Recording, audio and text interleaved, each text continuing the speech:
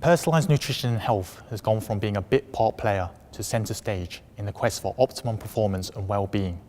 As consumers become empowered with the knowledge of exactly what's good for them, how can the food industry cater to these demands in terms of product development, marketing and dietary advice? Well, personalisation has kind of arrived. There's definitely been a paradigm shift towards big players in the industry understanding the need for personalisation. The nutrition industry is quite well accustomed to this in terms of big brands having tweaked recipes based on different populations, different ethnicities, different cultures. And actually, I just think this should be the next stage. So the nutrition industry for me should be trying to offer either more options, the option to personalise, even if it's on just an easy piece of data like a survey or a questionnaire. And so I think just the nutrition industry needs to do whatever they can to offer a bit more of a personalised option to the end consumer. And in the end, that will also help their business as a whole. The idea of DNA testing alone sits uncomfortably for those who view the testing of gut bacteria or blood biomarkers to be equally important. The nature versus nurture debate was highlighted here at Food Vision by Andrew Steele, who agrees DNA testing is just one part of a complex jigsaw. That's very much the point. It is only one part of the jigsaw. I don't think there needs to be any sort of rivalry between different kinds of testing. I think in the gold standard that we should be aiming for is that we have taken into account as much of the possible markers we can look at. So there's the static part from the genetic impact, there's the reactive, more variable part from our blood biomarkers, from our anthropometric data, from microbiome. So I don't think there needs to be any sort of rivalry, if you wish to put it that way, and I think they should all actually be taken into the account in the ideal scenario.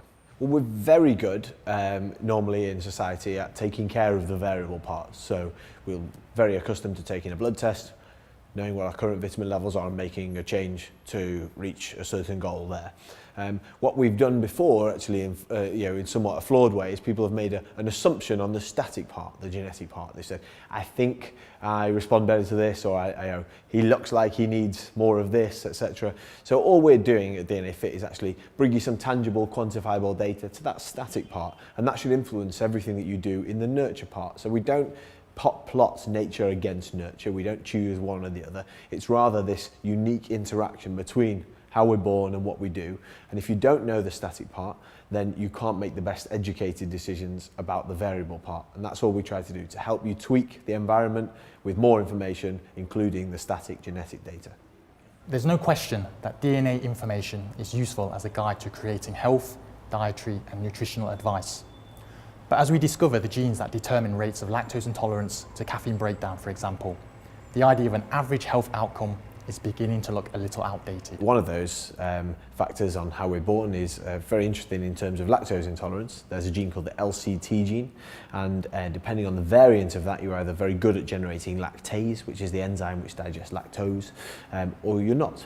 And there's an interesting ancestral story to this gene as well. The mutation which allows you to drink milk as an adult actually occurred in Central Northern Europe a few thousand years ago, and so that's why it's disproportionately common that people are lactose tolerant in countries like here, like in the UK, whereas other parts of the world they're not. There's nothing wrong with the average, actually. It's a very good technique, in fact, but the challenge is now we have the technology to allow us to perhaps be a bit more granular than just give an average advice. So to give an example, caffeine.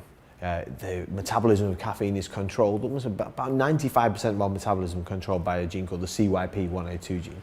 And you're either a fast metabolizer of caffeine or a slow metabolizer of caffeine. And the response to caffeine is very different depending on whether you're fast or slow. And the average is calculated by the middle point between those two. But nobody is the average. So you're either fast or you're slow.